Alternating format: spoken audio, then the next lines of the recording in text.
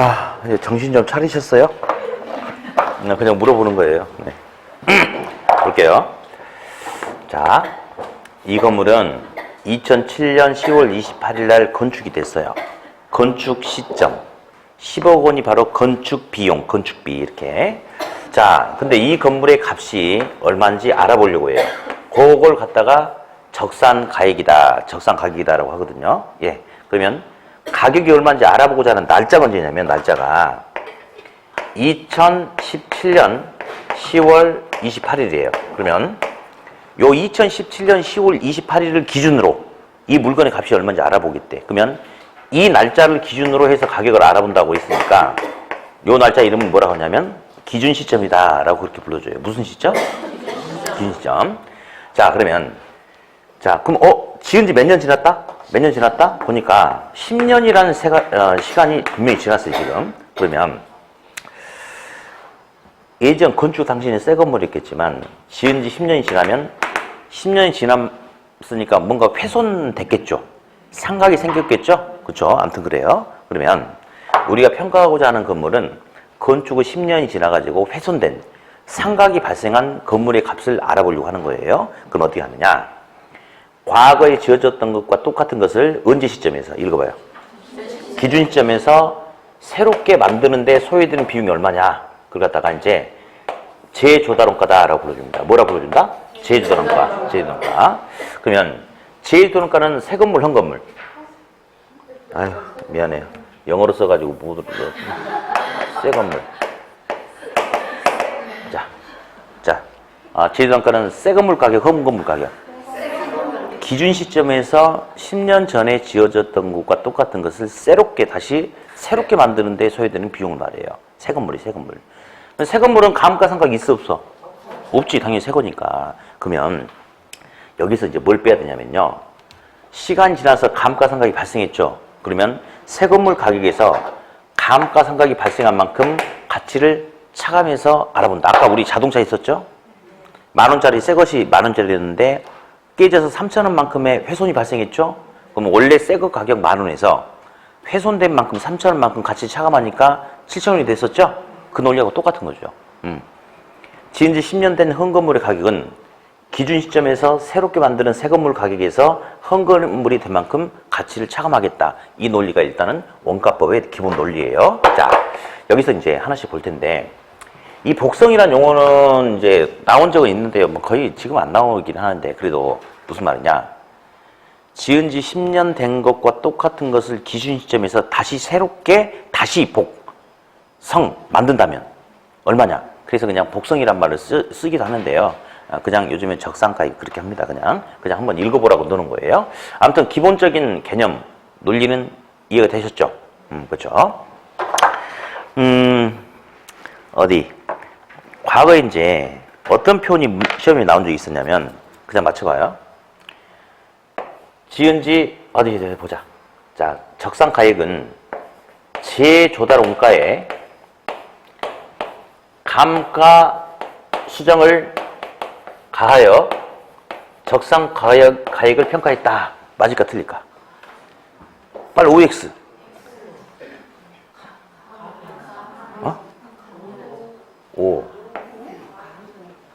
오. 왜? 자꾸 여기 시선이 꽂히지. 자꾸 여기 꽂히지. 에이씨, 백인데 자꾸 더하기.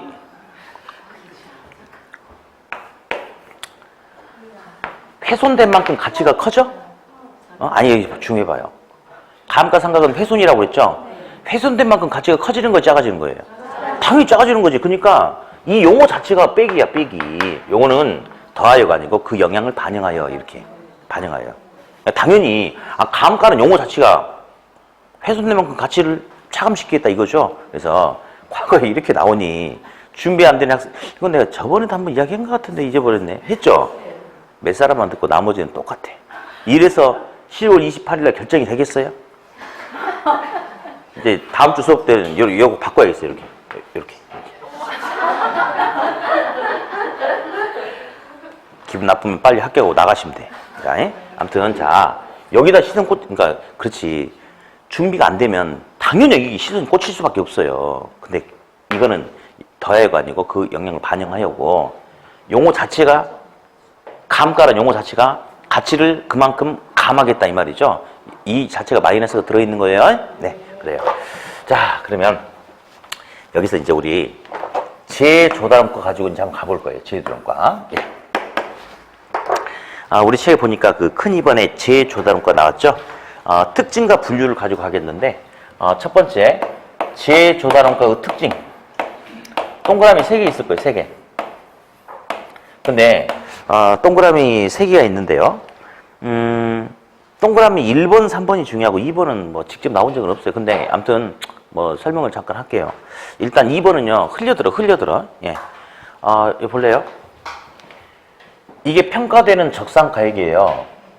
근데 있잖아요. 감가가 하나도 없으면 평가되는 가액과 제시도량가는 서로 똑같을 수 있겠어요? 그렇게 있겠지. 단 10원이라도 감가가 발생하면 여기서 빼고 남은 게 A니까 항상 이런 관계가 돼, 이런 관계가. 평가되는 가격은 제시도량가를 넘어설 수는 없어요.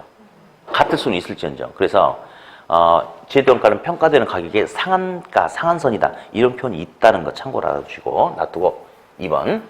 이제 1번, 3번은 중요합니다. 1번 보니까 언제 시점에서 비용이 돼요? 책을 보세요. 책을. 그치. 건축 시점에서 비용이 아니고 기준 시점에서 비용이죠. 자, 이 볼래요?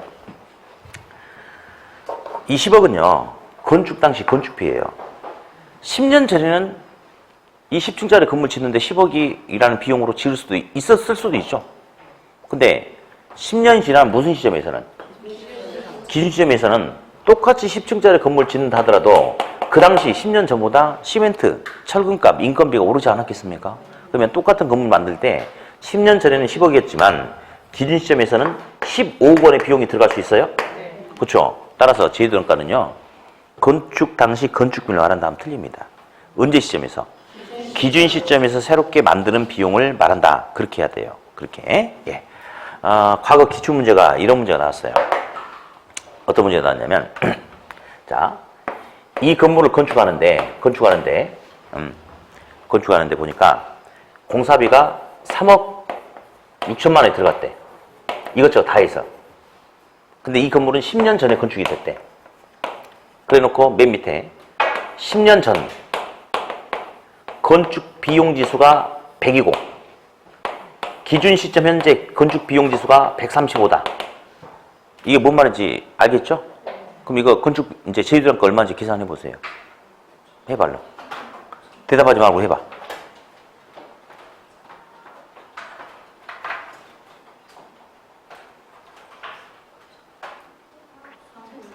자, 보세요. 이제 그만큼 나왔죠? 이게 무슨 말이냐면 10년 전에는 이만큼 들어갔대. 근데 이 숫자는 10년 전을 100으로 잡았을 때 10년이 지난 기준점에서는 공사비가 1.35배로 더 커질 수 있죠? 그렇죠? 그러니까 요 돈에다 그냥 요거 1.35를 딱 치면 건물의 제시도량가라는 비용이 나온다는 거. 뭐 그런 식의 계산 문제가 2번이 나온 적이 있었어요. 네. 아무튼 제시도량가는 10억이 아니고 15억이에요. 건축 당시 건축비가 아니고 무슨 시점에서? 기준 시점에서 비용이다. 조심하시고. 다음. 요거. 이 건물 만들 때 10억 들어갔대요. 10억. 근데 사실 정확하게 따져보니까요. 순수 건축과 관련되는 건축 비용은요. 9억이에요. 9억. 근데 이 건물 건축할 때 8개월 공사비가 아닌 8개월이거든요. 건축업자 갑돌이한테 건축하라고 그랬더니 자기도 먹고 살아야 되는데 그래서 자기도 8개월 동안 매달려야 되니까 적정 이윤 1억 원 달래. 그럴 수 있죠? 그럴 수 있죠. 예. 그러니까 10억이래. 근데 여기서 있잖아요. 만약 내가 자가건설이란 말이 있어요. 도급건설이란 말도 있어요. 자가건설은 내가 직접 만드는 거죠? 내가 직접 만들면 9억이면 됩니까? 아니. 말을 그러니까 자가건설이면 일단은 9억이면 되지. 일단은.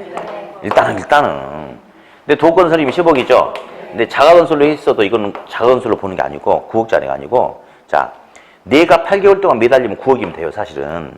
근데 내가 8개월 동안 이 건물 건축하는데 매달리지 않고 다른 데서 일하면 1억 원의 수입을 볼 수 있는데도 불구하고 여기 직접 매달려 버리니까 다른 데서 벌어올 수 있는 수입을 벌어올 수 있는 기회가 날아가 버렸죠. 따라서 자가건설로 했어도 이것은 수급이네. 돈 주고 일 시키면 돈 받고 일해주면 수급. 수급인, 개발업자의 적정 이윤이 포함된 10억.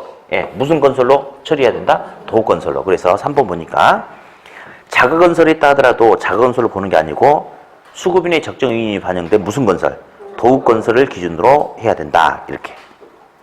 그러면서 제조단가 분류는 표가 있는데 뭐 암기하는 건 아니에요. 예, 건물 만드는데 직간접적으로 투입된 모든 비용을 제조단가다. 뭐 그렇게 하고요. 다음 이제 제조단가 분류 볼 거예요. 분류. 제조단가 분류. 예, 분류는 크게 이제 두 가지가 있어요. 예, 복제 또는 복조 또는 재생산 원가 비용이라는 용어가 있고 대체원가, 대치원가라는 비용이 있어요. 대치원가라는 비용이 있다. 그러면 복제원가라는 것은 평가 대상 부동산과 물리적으로 완벽하게 똑같은 부동산을 만들어내는데 소요되는 비용인데 개념 외에는 나올 게 없습니다. 자, 복제원가. 자, 볼래요? 따라서 해봐요. 자, 재조달원가를, 자, 시작. 재조달원가를 복제원가로 반영할 경우, 시작. 복제원가를 반영할 경우, 예. 평가 대상 부동산이 10층이죠? 그러면 재조달원가를 복제원가로 반영하잖아요. 그러면 평가 대상 부동산이 10층이면 재조달원가도 몇 층? 10층. 평가 대상 부동산에 엘리베이터가 하나밖에 없대. 그러면 심각한 기능적 결함이 있죠. 그러면 그만큼 나중에 가치가 더 하락할 수 있겠죠? 그러면 너도 10층이면 나도 10층. 너도 엘리베이터가 하나밖에 없어가지고 기능적 결함이 있으면 나도 엘리베이터가 하나밖에 없어서 기능적 결함이 있다. 이게 바로 복제원가입니다. 그러니까 재조달원가를 복제원가로 반영하면 평가 대상 부동산과 모든 측면에서 물리적으로 완벽하게 똑같은 걸 만드는 데 소요되는 비용을 복제원가다라고 그렇게 불러줍니다. 개념에는 나올 게 없어요.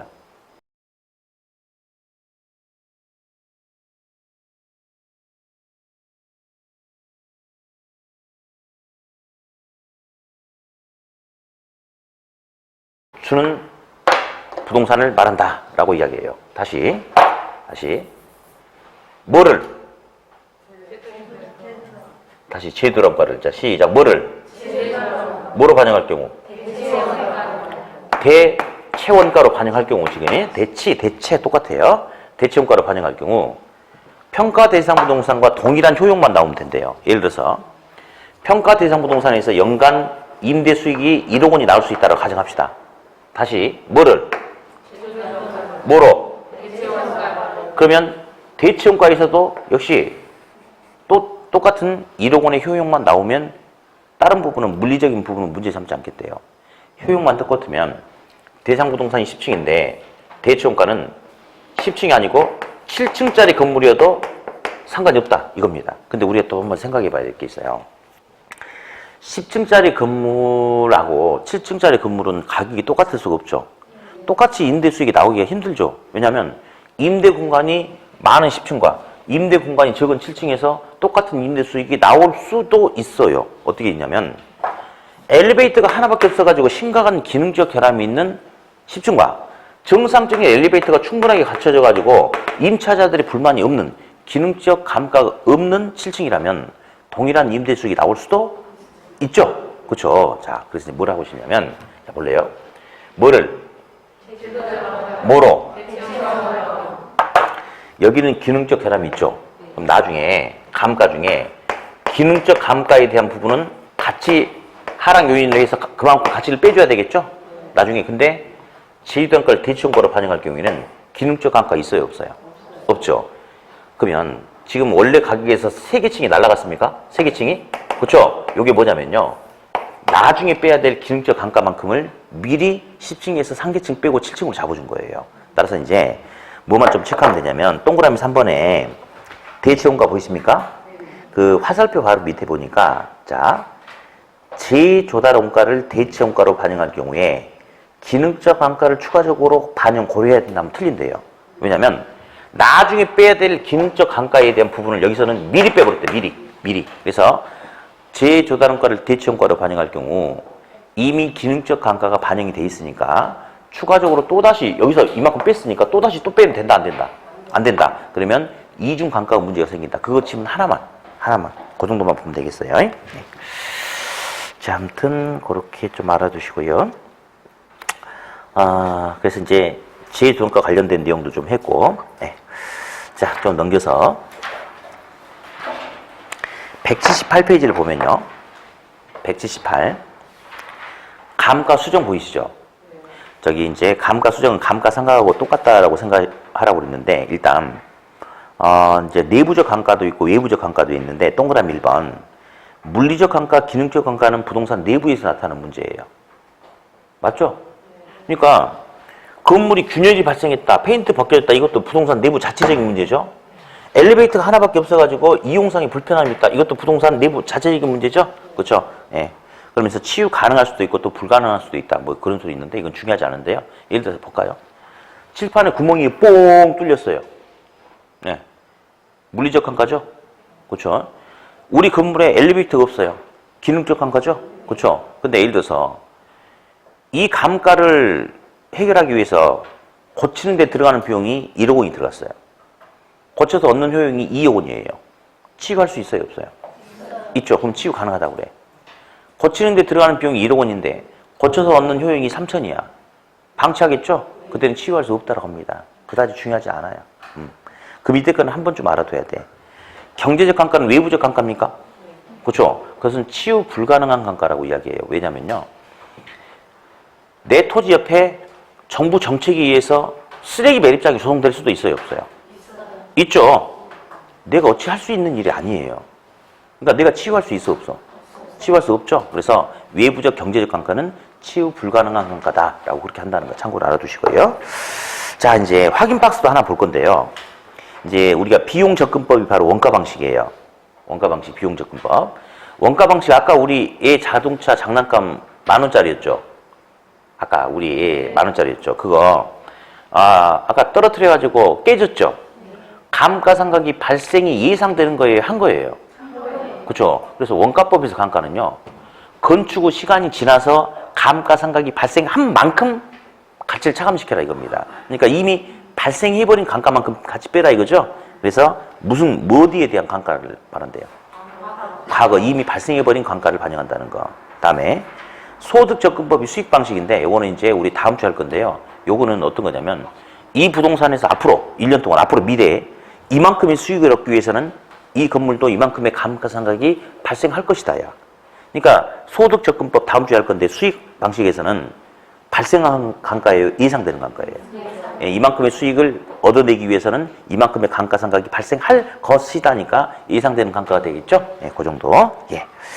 자, 이제 양가로 2번이 감가 수정과 감가상각이란 말이 있는데, 이게 시험에 최근에는 안 나와버려요. 아예 안 나와버려요. 그래서 이제 예전에는 또 그래도 종종 잘 보면 나오고 했거든요. 근데 지금 꽤 몇 년간 아예 등장을 안 해버리니까 일단 감만 살짝 잡고 넘어갈게요. 복습하지 마세요. 복습 안 해도 괜찮아요. 이제 근데 이제 보니까 표를 보니 감만 좀 잡자고요. 감가 수정이란 게 있죠. 그리고 감가 상각이란 게 있는데, 일단 그냥 들을게요. 예. 그러면 감가 수정, 감가 상각이 있는데, 이 감가 수정은 있잖아요. 부동산의 값을 평가하기 위한 감정 평가 목적의 감가를 알아보는 행위고, 감가 상각은 기업의 회계 장부를 정리하기 위한 회계 목적의 감가를 알아보는 게 감가 상각이에요. 일단 이거 먼저 쓸게요. 감가 수정은 실제 감가를 고려하는 겁니다. 근데 감가 상각은 실제 감가를 고려하지 않는 거예요. 요 노란색만 좀 제대로 나중에 살짝 개념만 잡으면 되니까 필기하지 말고 그냥 들으세요. 이제 해볼게요. 어디? 우리 평택에 보니까 쌍둥이 빌딩이 있어요. 쌍둥이 빌딩이 있는데, 자, 여기 보니까 A 건물하고 B 건물이 쌍둥이 건물이에요. 둘이 층수 똑같아요. 자재도 똑같은 거 썼고요. 똑같은 기술력으로 분양가도 둘이 똑같아요. 똑같죠? 그죠? 근데 지은 지 5년이 지났어요. 근데 A 건물은 갓돌이가 분양받아서 이용하고 있고, B 건물은 을돌이가 분양받아서 이용하고 있습니다. 5년이 지났는데 5년 지났으면 통상 요 정도 감가가 생길 거다라고 이렇게 이야기를 해요. 이 정도. 근데 갑돌이는 건물 관리를 잘해가지고 감가가 조금밖에 발생하지 않았어요. 그럴 수 있겠죠. 마치 5년 지났지만 1년 지난 것처럼 거의 새 건물에 가깝게 관리가 잘 될 수도 있고요. 을돌이는 성격이 털털해가지고 이만큼 강가가 많이 발생할 수도 있습니까? 마치 5년 지났지만 30년 지난 것처럼 거지 같은 건물이 될 수도 있죠. 자, 그러면 자동차도 마찬가지야. 새 차를 둘이 샀어. 근데 누가 관리하냐에 따라서 3년 지났지만 상태가 확 달라질 수도 있죠. 그러면 부동산의 가치를 평가할 때는 5년 지난 시점이 아닌 분양가는 똑같았는데 5년이 지난 시점에 A 건물과 B 건물의 가치는 똑같을까 다를까? 실제 가치는 다르죠. 그게 바로 감가 수정이에요. 이 건물의 실제 가치를 알아보기 위해서 이 건물에서 발생하는 감가를 정확하게 알아보려고 하는 거, 그게 바로 감가 수정 개념이고. 근데 어디? 자동차 이야기 다시 해볼게요. 갑돌이하고 을돌이하고 둘이 똑같이 자동차를 샀어. 똑같은 자동차. 예, 보험도 똑같이 가입했어요. 근데 갑돌이는 관리가 잘 돼가지고 새 건물처럼 아직 3년 지났는데 마치 1년도 안 된 것처럼 새 차처럼 관리가 잘 됐고, 을돌이는 3년 지났는데 한 10년 지난 것처럼 거지같이 차가 바뀔 수도 있죠. 그럼 실제 가치는 분명히 차이가 있을 수 있죠. 우리 보험 자차 가입하면 그 보험증권에 차량 가액 찍혀 나온 거 아세요? 예, 차량 가액 찍혀 나와요. 그 차량 가액은 똑같아요, 달라? 그건 똑같아요. 자, 그런 개념이 이제 요거거든요. 한번 해볼게요. 기업에서 이제 회계장부를 정리를 해야 돼. 그러면 이 건물을 취득하는데 100억 주고 샀대요. 이게 취득 가격. 100억 주고 취득했대. 근데 기업에서는 돈이 들어오고 나가는 것을 뭐로 기억하면 안 돼요. 장부에 써놔야 되겠죠? 그래서 장부에다가 취득한 가액이라고 써놔야 돼. 그리고 이 건물의 수명이 이 건물이 100억 주고 샀는데 이 건물의 수명을 법에서 있잖아요. 이 건물의 수명을 100년을 주는 거예요, 100년을. 우리 시험범위는 아니지만 실제로 우리 그 순위감의 세율을 기억나시죠? 얼마 전에 했던 거. 감가상각비만큼 세금 공제 혜택이 있어요. 그래가지고 세법에 보면 우리 시험범위는 아니에요. 근데 어떤 구조 건물은 내구 연한이 수명이 몇 년이고 어떤 구조는 몇 년이고 정말 그런 게 있어요. 그래서 그런 거 세법 시간 안 배우죠. 안 배울까 하면 시험범위는 아니니까. 정말 그런 게 있어. 그래가지고 이 건물의 수명을 정부가 100년을 준단 말이에요. 그러면 100억 주고 샀던 이 건물의 가격을 100년으로 나누면 매년 무조건 1억만큼만 감가상각 처리를 하겠대. 비용은 이만큼만 반영하겠대. 왜냐면요, 감가상각만큼 세금 공제 혜택을 주니까 만약에 건물 소유자한테 네 건물의 감가상각을 네가 판단해서 올리면 내가 인정해 줄게 그래버리면 다 비용 떨어버리려고 감가는 이만큼밖에 발생하지 않았는데 이만큼 감가 생겼다라고 막 다 거짓말 쳐버릴 거 아니에요. 안 된다 이거지. 그런다고 해서 국세청이 우리 대한민국에 있는 모든 건물을 전수조사하겠다. 이것도 말도 안 된다 이거지. 그래서 이제 어떻게 하느냐. 이런 유형의 건물은 수명이 100년이다. 그러니까 물론 차이는 있겠죠. 실제 관리를 잘할 수도 있고 엉망을 할 수도 있고. 근데 그런 사정을 일일이 다 봐줄 수가 없다 이거지. 그래서 이런 건물의 수명은 100년이다.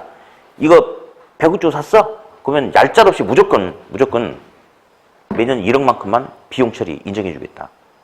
3년 지나면 3억, 5년 지나면 5억. 근데 5년 지났는데 실제 건물 관리가 잘 될 수도 있잖아요.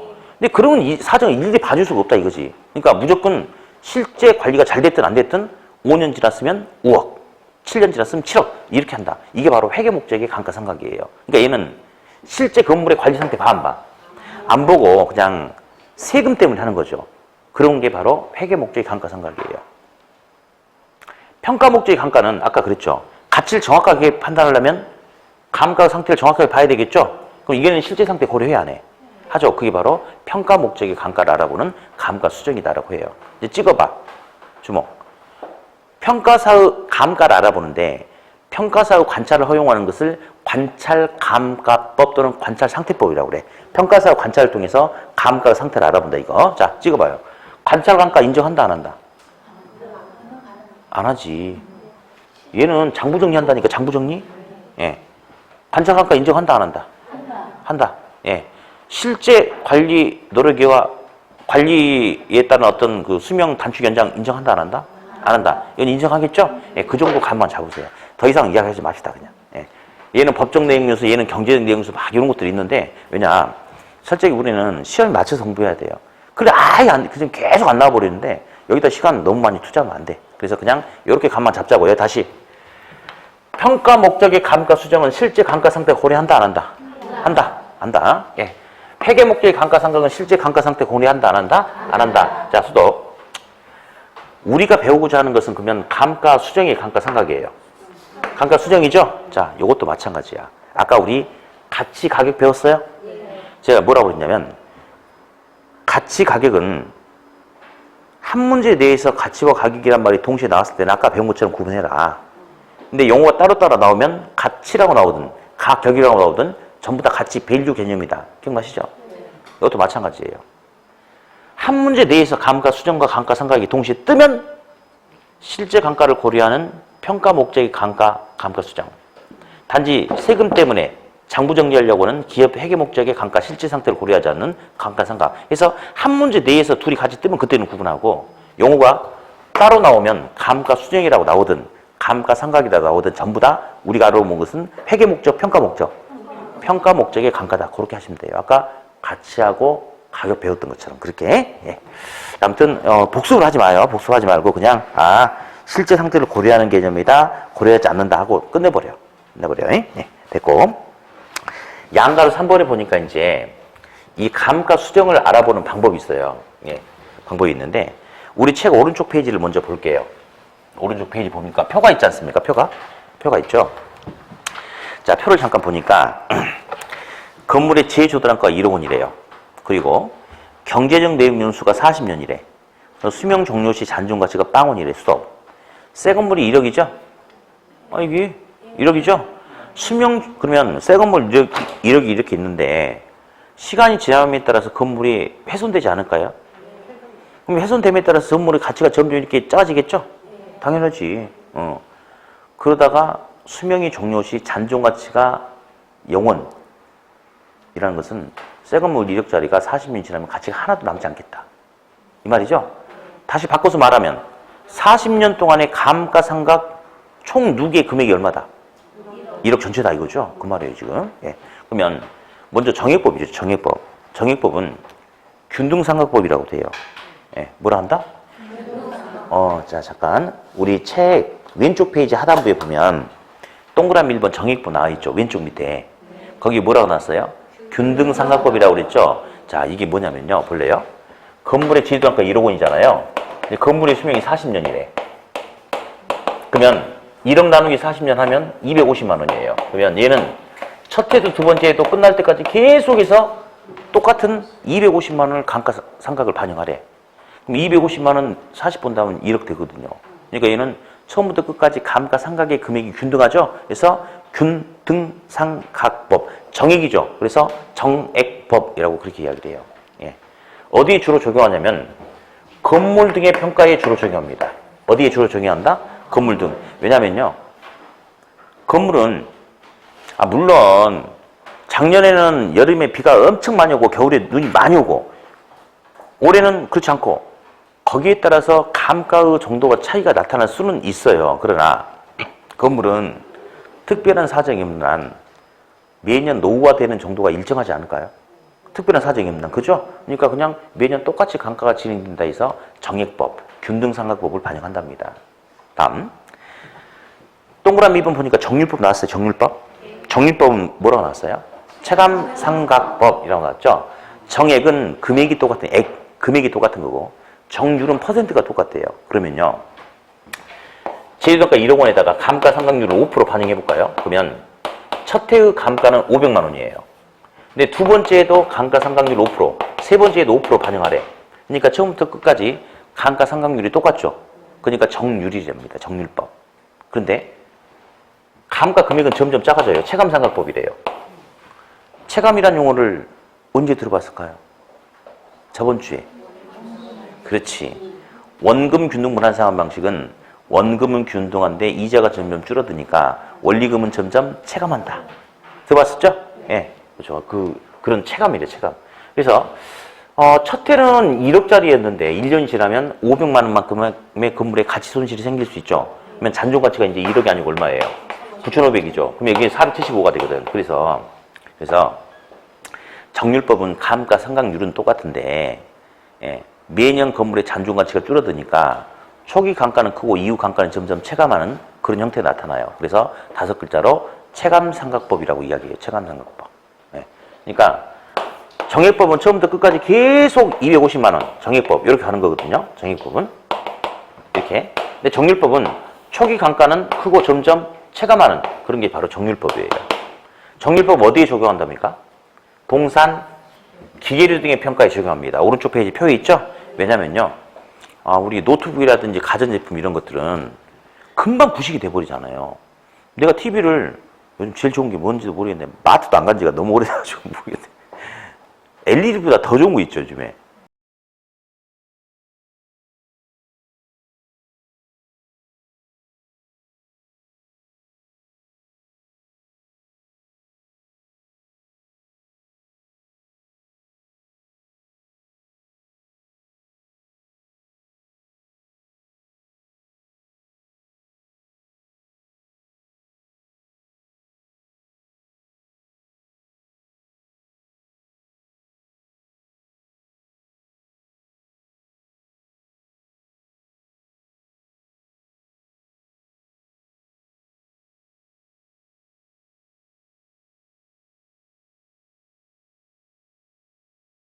혹시 차가 이렇게 고장나거나 사고 나면 수리비 보상해주고 이런 거 있잖아요. 그렇죠?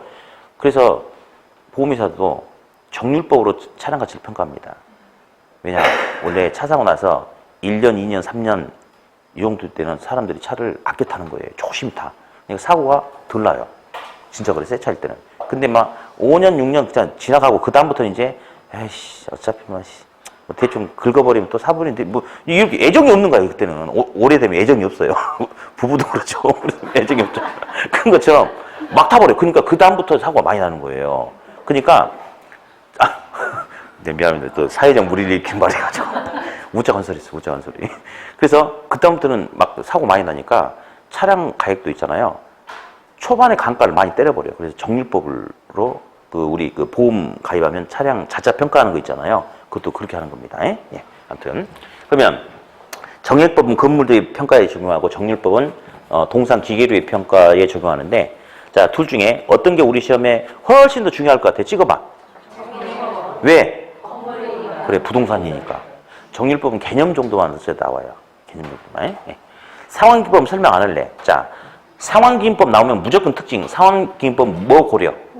복리이자 고려. 자, 다시. 정액법을 5글자로 뭐라 한다?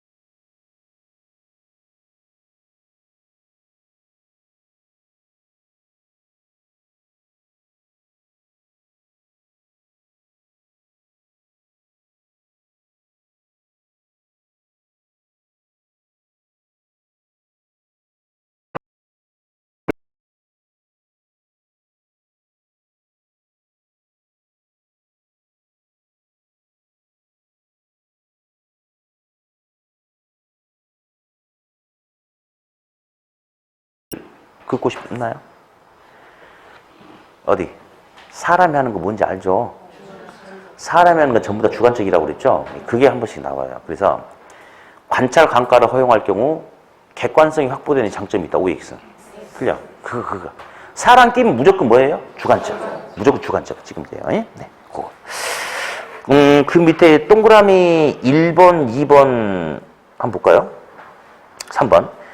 감정평가의 감가 수정은 취득원가에 대한 비용 배분 개념이고 회계 목적의 감가상각은 재조달원가를 기초로 적정한 가치를 산정하는 개념이다. 딱 봐도 틀린 거 같죠? 둘이 바뀌었죠? 네. 2번. 회계 목적의 감가상각은 아까 그랬죠? 그 장부 정리하는 거잖아요. 장부 정리. 그러면 관찰 감가를 인정합니까? 인정 않죠? 근데 감정평가의 감가 수정은 관찰 감가를 인정한다? 인정 안 한다고 나왔으니까 틀렸죠. 그러니까 둘이 지금 바뀌었죠? 예, 그 정도만 잡자고. 그 정도만. 세 번째. 관찰 감가법은 감정평가사가 직접 관찰하여 감가액을 판정하므로 객관적이다. 자, 사람 끼면 전부 다 뭐다? 주관적이다. 넘기세요. 6번. 정률법에 의한 연간 감가액은 일정하지만 일정하다는 것은 균등하다라고 이야기해도 되겠어요? 일정이란 용어가. 그죠? 정액법에 의한 연간 감가액은 체감한다. 맞아, 틀려? 틀렸어. 정액법이 균등하죠. 일정하죠. 정률법은 초기 감가는 크고 이후 감가는 체감하죠. 그러니까 지금 둘이 바뀌었습니까? 바뀌었지요. 네. 아까 감가를 물리적 감가, 기능적 감가, 경제적 감가라고 아까 한번 해봤죠? 자, 8번.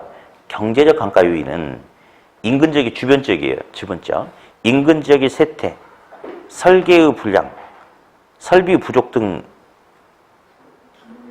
자, 잠깐만. 인근지역이 쇠퇴했다. 이거는 외부 요인이니까 경제적 감가 맞아요. 근데 설비 불량 부족, 이건 부동산 자체 내부 문제 아닌가요? 이건 기능적 감가야죠. 두 번째, 세 번째는. 그래서 틀렸다. 그렇게. 예. 어디 또 계산 문제로 몸 좀 풀어볼까요? 왜? 풀고 싶지 않아? 나는 하고 싶은데?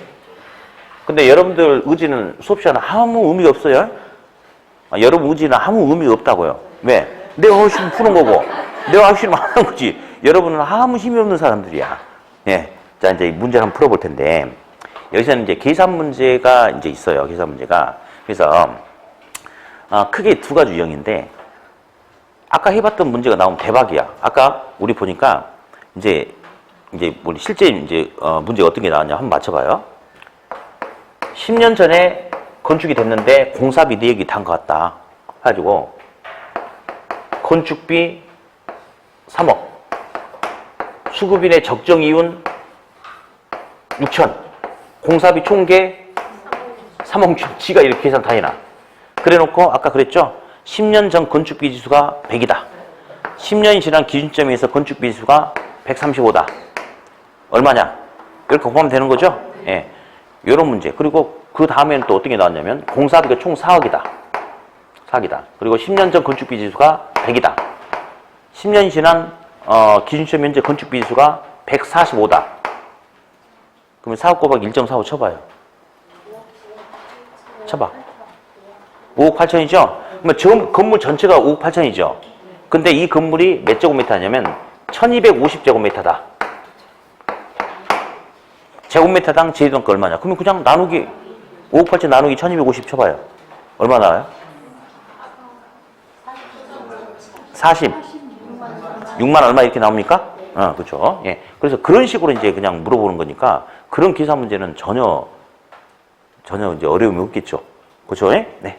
표정 보니까 다 어려운 거 봐. 아무튼 그래요. 이런 게 하나 있고 그 다음에 나오는 거 요거예요. 요거 나오는데 다시 한번 써봅시다.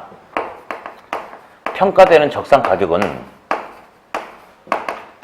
재조달원가에서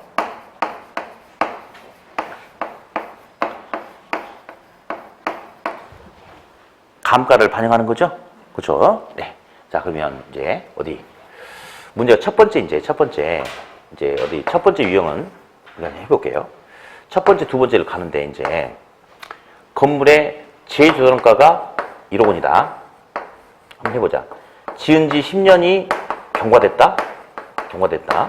예. 그리고 잔존 수명은 40년이다. 그러면 지은 지 10년 지났고 남은 수명이 40년이니까 이 건물의 전체 총 수명은 50년이 되겠죠? 그렇죠? 예. 그러면서 수명 종료 시 잔존 가치는, 자, 이렇게 할게요. 수명 종료 시 잔존 가치는 재조달원가의 0%다. 즉 0원이다. 이 말은 그 원래 새 건물 1억짜리가 수명이 지나면 잔존 가치가 하나도 안 남겠대. 1억 전체가 다 감가상각의 대상이 되는 거죠. 네. 그다음 두 번째는 재조달원가의 10%다. 이렇게 해가지고 한번 푸는데 요거 가지고 한번 풀어볼게요. 요거 한번 해볼게요. 일단 재조달원가 얼마 나왔어요? 1억 나왔죠. 그러면 여기서 자, 이 감가는 어떻게 알아보는 거냐면 이렇게 알아봐요. 감가 대상 금액을 찾아. 거기다가 건물 전체 수명 중에 몇 년이 지났느냐 경과 연수만 반영해주면 되거든요. 그럼 일단 해볼게. 자, 먼저 이거 해봅시다. 재조달원가 1억 원이죠? 빼기. 자, 첫 번째 감가 대상 금액은 일단 재조달원가 1억을 그대로 써놓고 수명 종료 시 잔존 가치가 재조달원가의 몇 %래요? 0%란 것은 1억 전체가 감가상각의 대상이 되겠다 이 말인가요? 맞죠? 그러면 1억 전체 감가상각의 대상이 돼. 여기다가 지은 지 몇 년 지났어요? 10년. 남은 기간 40년. 건물의 총 수명 50년입니까? 그 중에 몇 년 지났다? 10년 지났다. 그냥 이렇게 끝내면 돼요. 어디? 50분의 10분 이제 0.2예요. 그럼 1억 곱하기 0.2는 2천만 원이야. 2천만 원. 그러면 1억에서 2천만 원 빼니까 남은 가치는 얼마다? 8천만 원. 그래서 첫 번째 수명 종료 시 잔존 가치가 재조달원가의 0%라면 요게 답이에요. 근데 이번에 요렇게 해볼게. 수명 종료 시 잔존 가치는 재조달원가의 10%다라고 하자. 그럼 다시 보자. 그러면 재조달원가 1억에서 감가 대상 금액 1억 찾아야 되는데 이제는 수명 종료 시 잔존 가치가 10% 살아있죠. 그러면 10%만큼은 감가상각의 대상이 되지 않고 나머지 90%만큼이 감가상각이 되는 거 아니에요? 그러면 여기서는 감가 대상 금액은 이거 100% 전체가 아니고 몇 프로만? 0.9만이 감가상각의 대상이 되는 거죠? 그렇죠? 그래놓고 나머지 지은 지 10년 지났고 남은 기간 40년, 건물 전체 수명 50년 중에 10년 지났죠? 나머지는 똑같아. 이거 다시 한번 해볼까요, 우리? 자, 한번 해보세요. 얼마인지. 아까 요거 해보니까 요게 2천만 원이었거든요. 2천만 원. 1,800만 원 됩니까? 그렇죠. 이게 1,800이죠? 그러면 남은 가치는 얼마다? 8,200만 원. 요런 식으로 구하는 거예요. 요런 식으로. 예. 자, 그러면 우리 책에 문제 2개 있는 거 풀어볼 거예요. 2개. 자, 책에 있는 거. 첫 번째 1번. 시험은 이제 2번이 나옵니다. 2번이라고 생각하시면 돼요. 근데 1번도 한번 해볼게요. 1번 방금 했던 거, 그 문제. 예, 됐고. 이제 2번 해보는데, 자. 다음과 같이 주어진, 조건이 주어졌을 경우 건물의 적산 또는 복선 가격은 얼마냐. 이게 나왔죠? 기준 시점 2017년 10월 28일. 잠깐만. 2017년 10월 28일이 뭐예요? 기준 시점이에요, 기준 시점. 예. 근데 잠깐만. 아까 내가 칠판에서 문제 풀 때는 그 몇 년 매돌 며칠 없었죠? 그리고 말로 몇 년 지났다, 몇 년 남았다 이렇게 했죠? 그렇게 나오기도 하고 이렇게 나오기도 해요. 날짜 주면 뭔가 이유가 있어요. 그러면 옆에 건축 비용이 얼마래요? 건축 비용 옆에 날짜 있죠? 그게 뭐예요? 건축 시점이야. 그러면 이거 딱 보고 지은 지 몇 년 지났다 판단해라고. 그렇게 해서 날짜 주는 거예요. 몇 년 지났어요? 2년 지났죠. 그렇죠? 건축비 상승률은 매년 10% 올랐어요? 그러면 남은 년은 몇 년 남았대? 지난 년은 2년 지났고 옆에 남은 년은 98년. 그럼 둘이 합친 년은 100년이네? 그렇죠? 경제적 내용 연수 종료 시 잔존 가치율이 10% 나왔죠. 자, 이제 볼게요. 아까는 재조달원가가 1억 원이라고 아예 줬죠. 근데 여기는 안 줬어요. 2년 전에 2억 원이죠. 그러면 재조달원가 알아보려면 자, 공식 없이 우리 할 수 있죠? 예. 2년 전에 건축비 2억 원이었는데 2년이 지난 기준 시점까지 매년 10%씩 올랐어. 그럼 어떻게 해? 2억 곱하기 1.1 곱하기 1.1 쳐보면 얼른 쳐봐. 얼른.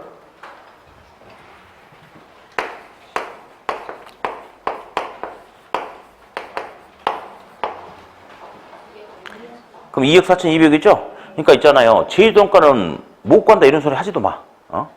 뭐 원래 공식은 가로 열고 1 플러스 아래 가로 닫고 인승 이런 게 있는데 그런 뭐 필요 없어요. 어차피 집까지 그 2년이야. 뭐 3년도 거의 나오지 않습니다. 그러니까 아무튼 그렇게 하면 되죠? 예. 자, 거기다가 이제 감가 대상 금액을 찾아보는데 일단 재조달원가 2억 4,200을 다 쳐보는 거죠. 거기다가 자, 항상 수명 종료 시 잔존 가치가 있는지 없는지 그거 먼저 파악하는 거야. 있어요, 없어요? 있어? 몇 프로? 10%가 잔존 가치가 있군요. 그러면 몇 %만이 감가 대상이 돼? 0.9만이 감가 대상이 되는 거예요. 10% 살아있으니까. 예. 지난 년, 2년, 남은 년, 48년. 건물 전체 총 몇 년? 50년. 분에 몇 년 지났다? 2년 지났다. 예, 이렇게만 해주면 돼요. 자. 아, 100년이야? 아, 그럼 100년 쓰면 되지. 뭐가 문제예요? 쓰면 되지. 100년 이렇게. 예. 지난 년, 2년, 남은 년, 98년, 100년? 예, 뭐가 문제야. 예. 자, 이거 계산해 보실래요? 해보세요. 제가 계산 다 해놨는데 그래도 해봐요.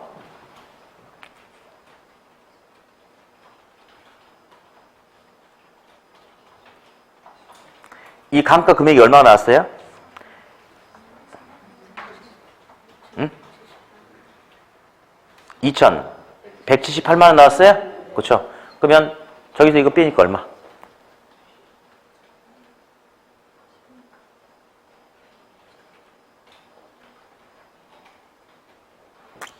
답 나왔어요? 뭐 보니까 1억 1,882만 뭐야? 1억 아니 11억 아까 내가 어머 여기는 내 숫자 잘못 줬구나. 그래 그럼 이대로 하면 되지 뭐. 예, 이대로 하면 돼. 예, 저거 다시 풀어보면 되지 뭐. 자, 요거 계산해보니까 얼마 나왔어 이거? 이거 해봐.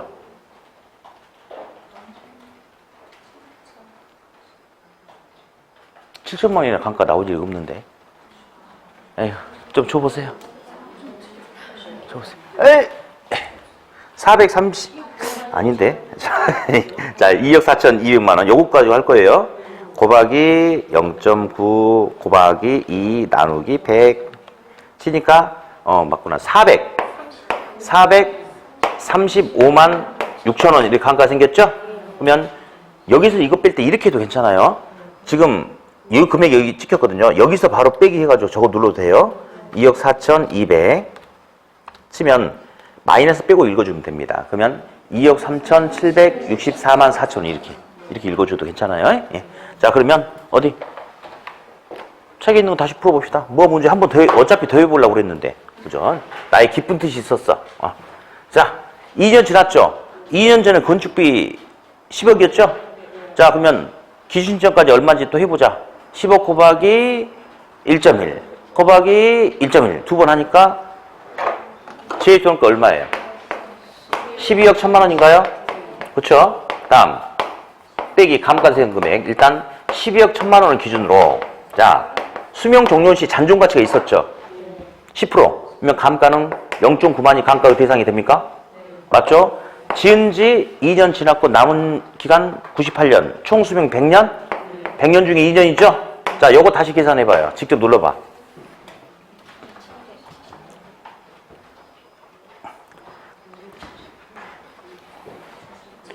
2,178만 원? 거기서 다시 저거 빼서 정리해보면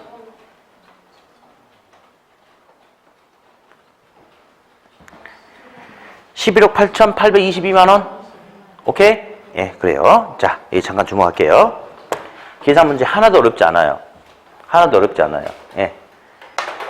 재조달가를 바로 주기도 해요. 아니면 여기처럼 만들어 쓰면 돼요. 뭐가 어려워? 우리 다 할 줄 아는데. 지은 지 2년 지났다. 매년 올랐다. 뭐 10% 올랐으면 곱하기 1.1 곱하기 1.1 두 번 해주면 되지. 아무 문제가 없어요. 그리고 핵심 포인트가 이거야. 수명 종료 시 잔존 가치란 게 있는지 없는지 봐야 돼요. 이거 놓치고 가면 안 되는 거야. 잔존 가치가 없으면 제도론가 전체가 감가상각의 대상인데 시험에 나온다면 있게죠. 이거 없으면 계산이 너무 간단하잖아. 그죠? 그래서 제도론가 잔존 가치가 제도론가의 10%다 그러면 10% 가치는 감가상각이 되지 않고 살아남는 거니까 나머지 0.9만 반영한다. 이런 식으로 가는 거거든요. 그리고 밑에 지난 년 더하기 남은 년 둘이 합친 년 건물의 전체 수명 중에 감가상각이 발생한 것은 시간이 지났으니까 발생했겠죠? 이렇게 해주면 계산 문제가 된다는 거. 그래서 원가법에서 계산 문제 나오면 절대 틀릴 수가 없어요. 틀려서도 안 되고 너무 간단하니까. 네. 그러면 이제 잠깐 휴식했다가 우리 잠깐 여기 주목하세요. 잠깐 여기 이거 한번 읽어봅시다. 이거 자, 시작. 비용성, 원가 방식, 원가법, 적산 가격. 여기까지 했어요. 예. 이제 좀 이따가 시장성, 비교 방식, 거래사례 비교법, 비중 가격. 요거 할 거예요. 좀 이따가. 네.